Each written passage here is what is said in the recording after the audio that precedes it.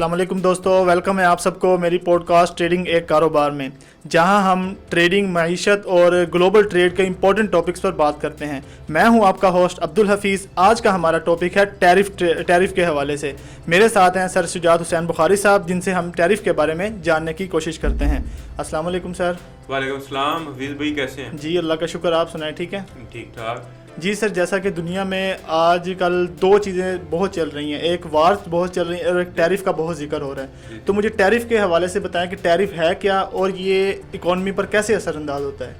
देखें, टैरिफ तो एक टाइप का टैक्स ही है ना, कि आप हमारे मुल्क से या हम आपके मुल्क से जो भी चीज़ें लेंगे ना, आप जैसे कोई भी मैं चाइना से चीज़ें दरामद करता हूँ, मंगवाता हूँ, ठीक है। अब उन्होंने टैक्स लगा दिया कि भाई अगर आप चाइना से चीज़ें मंगवाओगे तो आपको टैक्स पे करना पड़ेगा। उससे क्या होगा, लोग चाइनीज़ चीज़ें कम इस्तेमाल करेंगे, लोकल प्रोडक्शन की वजह से आएंगे।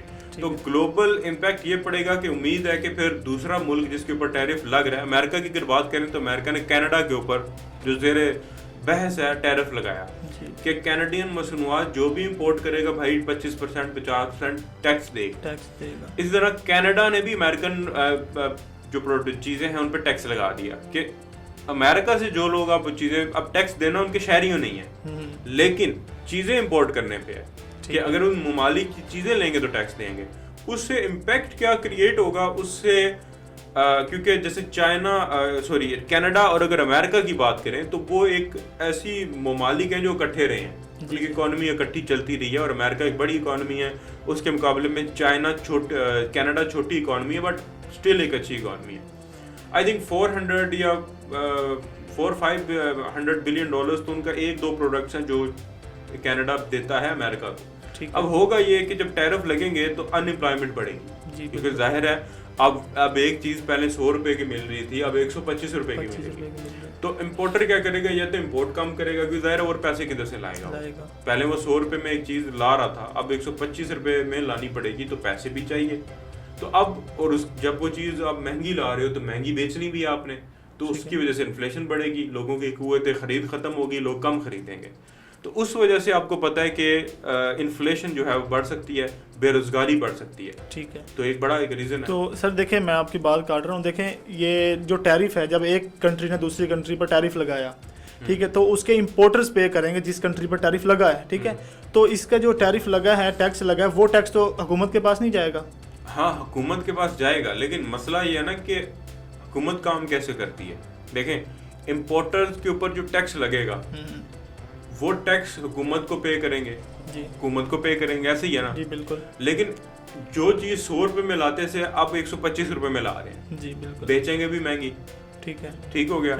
अब टैक्स कलेक्शन कितनी हो जाएगी, उससे सेल भी कम हो जाएगी ना आपकी। हाँ, वो भी लगा रहे हैं आप पे, आपकी चीजें भी कम दरामद होंगी भाई, दरामद बरामद दोनों आपकी कम होनी है। ठीक है, एक तरफ से आपको फायदा शायद हो कि मामे बाहर से कम चीजें मंगवानी पड़ेगी, लेकिन वो भी आपके ऊपर टैरिफ लगा रहे हैं। तो टैक्स तो हुकूमत के पास जाएगा, लेकिन आप देखो कि लोग खरीदेंगे कम, सेल कम हो जाएगी। अब जैसे जूस है, ऑरेंज जूस है, तो अब अगर वो 100 रुपए का मिलता था वो 150 का मिल रहा है, तो भाई लोग कम खरीदेंगे ना, वो लोकल प्रोडक्शन की तरफ चले जाएंगे। लेकिन वो लॉन्ग टर्म जाएंगे तो बेहतर होगी इकॉनमी। शॉर्ट टर्म इम्पैक्ट ये पड़ेगा कि कुछ अरसे के लिए, या हो सकता है कुछ चीज़ों का अल्टरनेटिव हो ही ना। ठीक है, जैसे आपको पता है कि हुकूमत पाकिस्तान सोलर पे सब्सिडी देती है, खाद पे शायद देती है, बहुत सारे ममालिक देते हैं। क्यों देते हैं? ताकि प्रोडक्शन सस्ती हो, लोगों को सस्ती चीज़ें मिलती, लोगों के ज़रूरियात पूरी हो। जब लोगों के पास कुव्वत खरीद नहीं होगी, टैक्स किधर से? क्योंकि टैक्स इंपोर्टर ने तो पे करना है, वो तो करना है, ठीक है, लेकिन इंपोर्टर किससे लेगा? वो तो जाहिर सी बात है, एट द एंड तो एंड यूजर खरीदेगा तो टैक्स कलेक्शन होगी ना। वो ले ही नहीं रहा, वो कह रहा है महंगी होगी है, तो इंपोर्टर मंगवाएगा ही नहीं, तो एट द एंड नुकसान तो कहीं ना कहीं तो होगा। बिल्कुल सर, टैरिफ के हवाले से दूसरा क्वेश्चन मेरा ये है कि अभी ट्रंप ने डिफरेंट कंट्रीज़ के ऊपर टैरिफ लगाया, लेकिन जवाबन जो है टैरिफ ज़्यादा जो है अब चाइना की तरफ से देखा गया। तो मुझे ये बताएं कि ये चाइना और अमेरिका की ट्रेड वॉर सबसे पहले स्टार्ट कहाँ से हुई और इसका ग्लोबल इकोनॉमी पर क्या इम्पैक्ट पड़ा? देखें, बेसिकली अगर आप कंपेन्स देखें ना ट्रंप की, तो ट्रंप का हमेशा से मौक़िफ़ ये था कि भाई हम अमूमन जैसे यूरोपियन यूनियन की बात करें तो आई थिंक वो अमेरिकन कार्स के ऊपर 10% या समथिंग टैक्स लेते हैं, लेकिन अमेरिका उनकी कार्स के ऊपर 2.5 लेता है। यानी अमेरिका अमूमन टैरिफ जो ले रहा था वो कम ले रहा था, ठीक है।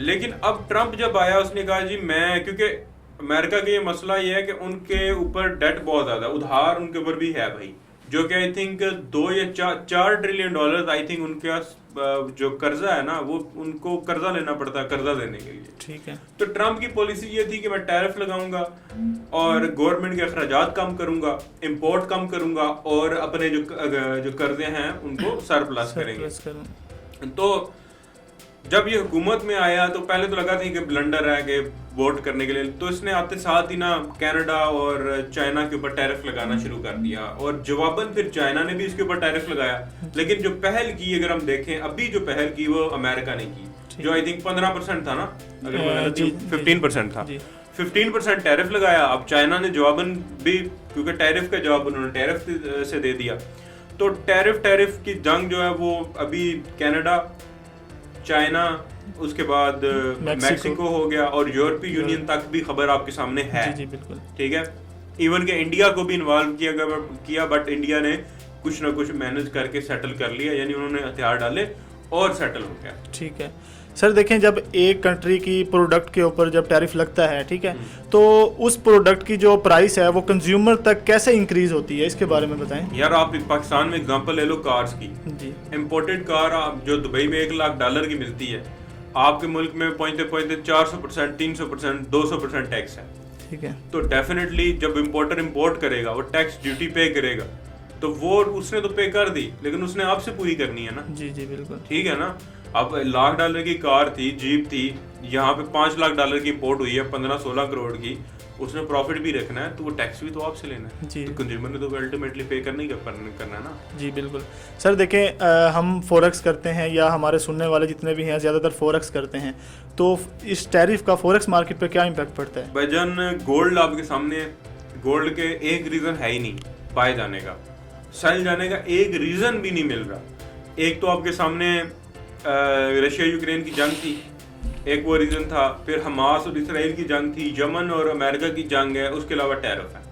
टैरिफ चलता रहता तो गोल्ड आपको 3500 पे भी जाके मिलेगा, रुकता ही नहीं है फिर, क्योंकि दुनिया किस तरफ जा रही है, दुनिया चलाने वालों को या जो लोग बने बैठे हैं इनको नहीं पता, अभी भी इनको नहीं समझ आ रही कि क्या होने जा रहा है। अगर तो ये जंगें तवील मुद्दत इख्तियार कर जाती है यमन और उनका, क्योंकि यमन भी हमला कर रहा है और यमन की सिचुएशन हमास से बहुत बेहतर है, या हिजबुल्लाह लबनान से बहुत बेहतर मैं कह लूँ कि यमन की सिचुएशन है। जी बिल्कुल। तो अगर ये जंग सऊदीया अल्लाह ना करे और दीगर मजीद फैलती है और अमेरिका मजीद जंग में धकेला जाता है, तो आई थिंक ये गोल्ड के लिए फिर मजीद बुलिश होगा। फॉरेक्स मार्केट में देखे जाए तो फॉरेक्स मार्केट में वोलेटिलिटी कम होगी इससे, क्योंकि यूरोप भी डेफिनेटली अल्टरनेटिव के तौर पे या तो देखा जाएगा या इन्वॉल्व होगा, बरतानिया भी इन्वॉल्व होगा, अमेरिका भी इन्वॉल्व होगा। तो लिक्विडिटी गोल्ड में देखी गई है, आगे भी देखी जा सकती है अगर ये जंगों का और टैरिफ का मामला, दो मामले नहीं रुकते। अगर रुकते हैं तो आपको सडन ड्रॉप नजर आ सकता है, ठीक है, लेकिन अगर चलता रहता है तो आपको मजीद पंप नजर आएगा। तो ये इम्पैक्ट है और ये बड़ा खतरनाक इम्पैक्ट है और इसको प्रेडिक्ट नहीं किया जा सकता। लोग कह रहे हैं ना कि सिचुएशन को देख के नहीं, सिचुएशन के हिसाब से भी 3500 भी बड़ा आसान नजर आ रहा है, एक ही पंप होना है। जी बिल्कुल। सर आप क्या कहते हैं कि एक ट्रेडर या एक इन्वेस्टर को टैरिफ की पॉलिसीज को मॉनिटर करना चाहिए या नहीं करना चाहिए? बिल्कुल करना चाहिए। अभी रिसेंट मैंने एनालिसिस वीडियोस में बताना शुरू कर दिया कि आप कोई एक न्यूज़पेपर खोल लो या एक वेबसाइट जैसे अल जज़ीरा है, क्योंकि सबसे सिंपल है वो, ठीक है, बाकी थोड़ी कॉम्प्लिकेशंस होती हैं, उसमें उन्होंने पेजेस बनाए हुए हैं, डोनाल्ड ट्रंप, टैरिफ, जंग वगैरह, वो खोल लें और रीड करते रहें। अगर टैरिफ लगते रहेंगे गोल्ड बाय जाता रहेगा, वो सेलिंग कम से कम नहीं है। अगर बाय नहीं करना, सेल भी ना करना, जंगें होती रहेंगी नहीं, जंग रुकती है, जंग बंदी होती है और नई कोई जंग शुरू नहीं होती, ये नहीं कि एक भी रुकी नहीं दूसरी शुरू होगी तो उसका इम्पैक्ट हो जाएगा फिर। तो लोग इन्वेस्टर सेफ तब समझेगा जब जंगें खत्म होंगी। तो आई थिंक ये इन्वेस्टर्स को तो मस्ट कम से कम पढ़ना चाहिए कि क्या हो रहा है और देखना चाहिए। ठीक है, तो ये टैरिफ का सिलसिला कब तक जारी रहेगा, इसके बारे में बताएं। और दूसरा ये कि जब टैरिफ लगता है, एक कंट्री जब दूसरी कंट्री पर लगाती है, तो इसका इम्पैक्ट शॉर्ट टर्म होता है, लॉन्ग टर्म होता है, या जब तक टैरिफ मतलब कि वो कंट्री ख़त्म नहीं करती तब तक इसका इम्पैक्ट होता है? इम्पैक्ट तो कुछ चीज़ों पे तो लॉन्ग टर्म होगा जी, क्योंकि कुछ चीज़ें जैसे आई थिंक एक लकड़ी लंबर है, आई थिंक वो अमेरिका के पास नहीं है, वो कनाडा से लेते हैं, तो टैक्स लगा रहे हैं, तो वो उसका कोई अल्टरनेटिव नहीं हो सकता। बागात लगाएंगे या मैक्सिको से लेंगे या किसी और, वो एक अलग बात है। तो अगर जैसे कनाडा है, तो कनाडा के ऊपर अगर अमेरिका टैरिफ लगाता है और कनाडा अपना ऑयल जो है, जो कि पॉसिबल नहीं है, किसी और मुल्क को बेचता है, तो फिर वो शिपिंग कॉस्ट बहुत बढ़ेगी।